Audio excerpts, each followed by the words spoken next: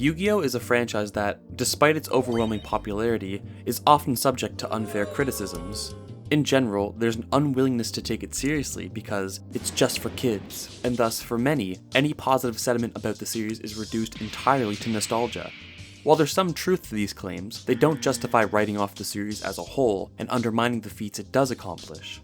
After all, a series can be an object of nostalgia while simultaneously achieving a certain level of quality. Think no farther than Cowboy Bebop or Princess Mononoke. Likewise, one could argue that the whole shonen demographic is just for kids, yet this so-called criticism fails to come up amid discussions of One Piece or Hunter x Hunter, two other manga that ran alongside Yu-Gi-Oh! In Weekly Shonen Jump. I suspect that this misconception is rooted in a common experience with the franchise. Most people have only been exposed to the 4Kids dub of the Yu-Gi-Oh! Anime, a highly censored version of an already questionable adaptation. What's more, most people have only experienced the series as a child, a time in which one's interpretive faculties are the least developed. It's only natural then that for those whose only experience with the franchise is of a censored dub of a questionable adaptation at a time when their interpretive faculties are the least developed, that they struggle to entertain the idea that Yu-Gi-Oh! Could actually be a well-written battle shonen. But that's precisely what it is.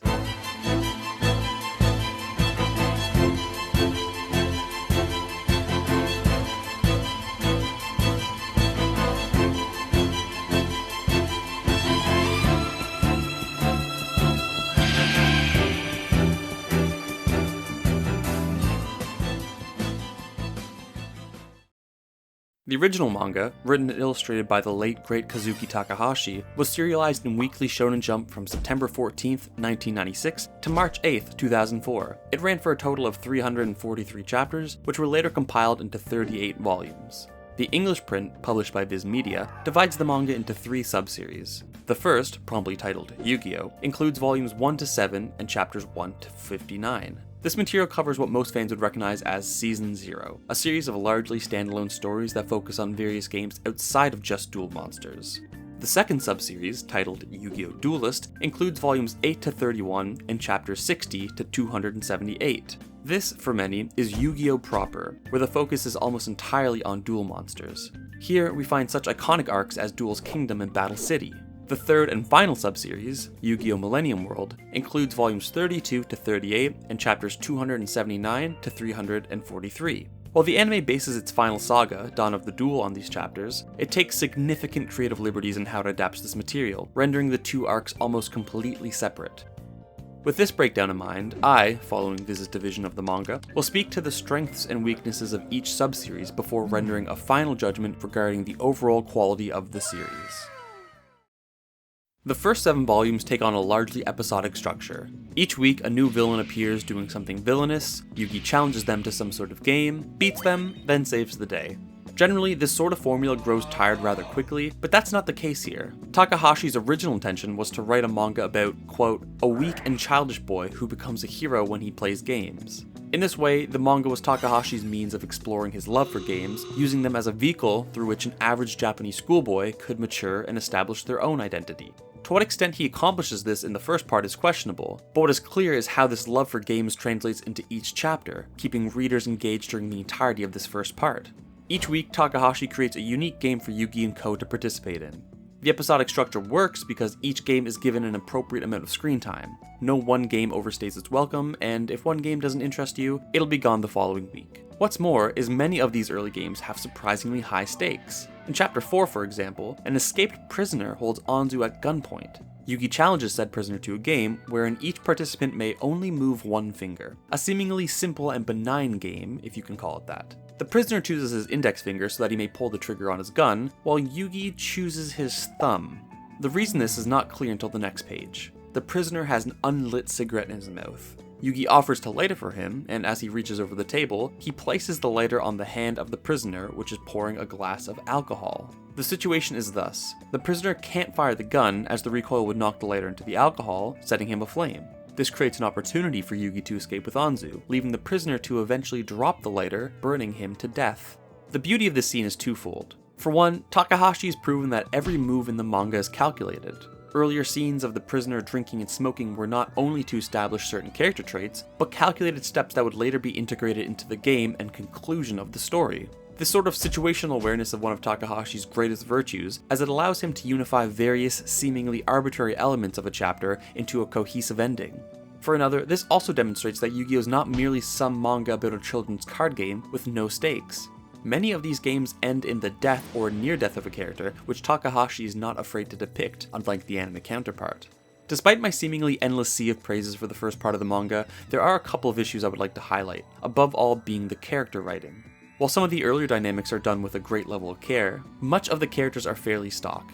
I'm willing to forgive this, as Takahashi himself intended on creating a normal Japanese schoolboy at the start, which we will see later developed in subsequent parts, but as they exist in isolation here, apart from the rest of the story, they can come off as generic, especially to a more modern reader who's been overexposed to many of these archetypes. The other major issue, and one that will plague the series as a whole, is that Yugi constantly feels undefeatable. Again, this is not a problem in and of itself, rather it's only when these victories don't feel justified. And at least in part 1, Takahashi takes great care to come up with unique solutions to the games he creates, giving the reader the impression that Yugi genuinely had to think his way out of the game, and hence that his victory is deserved.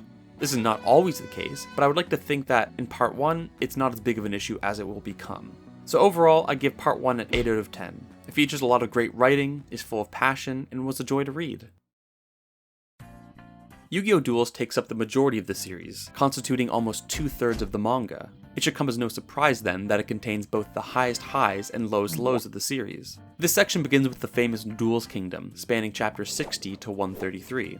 This is, for all intents and purposes, the pinnacle of Yu-Gi-Oh! As a battle shonen. To understand why, a brief summary is in order. Duel Monsters, the game, starts as a collaboration between Industrial Illusions, an American company headed by Pegasus, and Kiba Corporation, a Japanese tech company headed by Kiba. When Kiba enters into a coma in part 1, Pegasus plots to take over the company by going to the 5 biggest shareholders and convincing them to let him assume the role of CEO. The issue, however, is that the value of the company is largely contingent on Kiba being the king of games. But since his defeat to Yugi, also in part 1, their value has plummeted. As such, Pegasus suggests holding a tournament with the intention of defeating Yugi, making him, Pegasus, the new king of games. These Big Five would then accept him as their CEO, as it would allow them to restore their value as a company. While this context is laid out in the anime, the manga emphasizes it in a way that better structures the arc, giving all the actions within it more purpose. By contrast, the anime can often come across as a mere series of duels, with individual characters having their own motives, but no significant overarching meaning.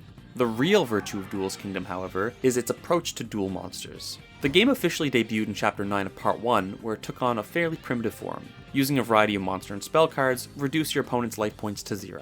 When the game returns in Yu-Gi-Oh! Duelist, it's largely under the same primitive guise, but now with even more cards and longer duels. What makes Duels Kingdom great, however, is that unlike the real-life card game, with its standardized rules, the manga features a much more flexible rule set. The advantage of this is that Takahashi could focus on creating more unique card interactions that make duels both interesting and unpredictable. For instance, in Yugi's duel against Ryota, the Ocean Field spell gave Ryota's water-based monsters a huge advantage. However, Yugi, in a move that can only be described as pure genius, decides to attack not any one of Ryota's monsters, but the moon. As a result, the tide of the ocean drops, revealing and weakening Ryota's monsters, allowing Yugi to win. It's this kind of situational awareness that Takahashi excels at, taking otherwise mundane details from a chapter, like the location of a duel or the time of day it occurs, and incorporating that into a strategy for duelists to use. These unique card interactions introduce more nuance into the battles. Unlike the actual card game, where the outcome of a battle is determined by the monster with the higher attack value, the manga utilizes these unique interactions, which introduce the possibility of a weaker monster winning, with a bit of strategy. While such examples might seem like an ass pull from the perspective of a modern reader whose familiarity is limited to the real-life card game, this flexibility is precisely what makes the earlier duels much more exciting. On the whole, I have very little to complain about with regards to Duels Kingdom. Here, we start to see some of the characters break away from the shackles of their earlier generic selves, and we're given a whole host of interesting duels, all packaged within this corporate political drama. It begins to foreshadow a lot of future developments, especially with respect to the ancient lore behind the game and how Yami-Yugi is connected to it all, and overall, it's just a pleasure to read. However, it's not perfect. As previously mentioned, Yugi still feels unbeatable. While there are many instances in which his victories are well earned, here we start to see Takahashi employ the power of friendship trope at a much higher frequency than before. While this is not inherently bad, it becomes quite repetitive and can leave readers with a bad taste in their mouth, especially after seeing Jonoichi win his millionth duel through the power of friendship. Duel's Kingdom is then followed by a brief, albeit fun arc, Dungeon Dice Monsters, which covers chapters 134 to 145. While this arc has no real significance outside of introducing a new member of its cast, Ryuji, it's a nice detour for both Takahashi, who likely desired a break from drawing just duel monsters and wanted to farther explore his passion for all things gaming, and the reader, who likewise could use a palate cleanser from all the card games.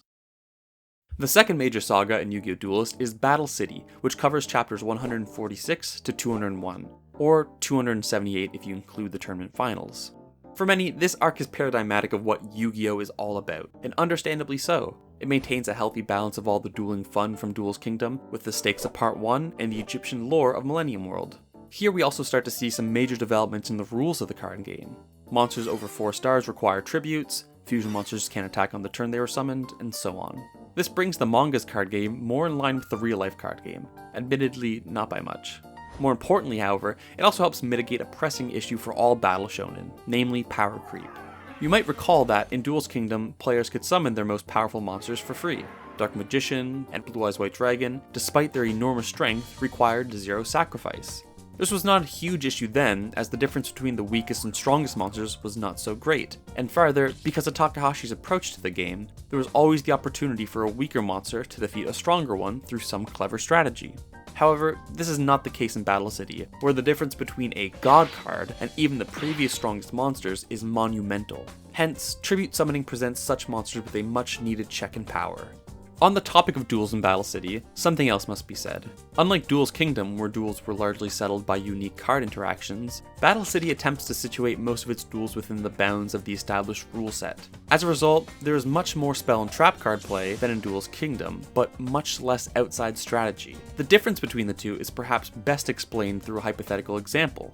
In Duel's Kingdom, Yugi attacked the literal moon, but in Battle City, he would have activated a spell card that destroys the moon card. While the outcome is similar, the Duel's Kingdom style presents itself as a sort of outside-the-box or on-the-fly thinking. Yugi had to figure out that the moon was affecting the tide, giving Ryuta an advantage, and that destroying the moon would reverse this effect, allowing him to win. Conversely, the Battle City style already tells Yugi that the moon is giving Ryuta an advantage, and he has to hope that he can draw a card capable of destroying it.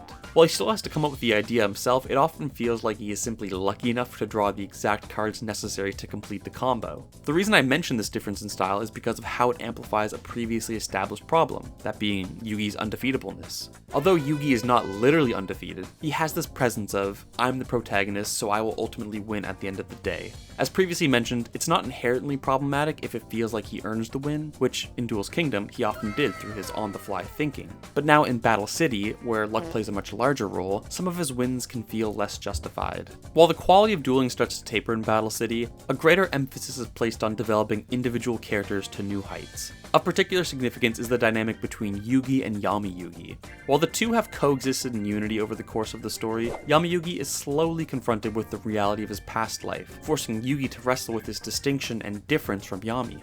Here we find the seeds of Takahashi's original intention starting to bloom. Yugi, as an average Japanese schoolboy, begins to wrestle with his identity as distinct from Yami's for the first time in a serious way. We won't see the resolution of this internal tension until the end of the series, but it's clear that the longer Yu-Gi-Oh goes on, the more of a character-based drama it becomes. There's so much more one could say about Yu-Gi-Oh! Duelist, but to keep this video short, this should suffice. Overall, I give it a 9 out of 10. Yu-Gi-Oh! Millennium World is the part for which I have the least to say.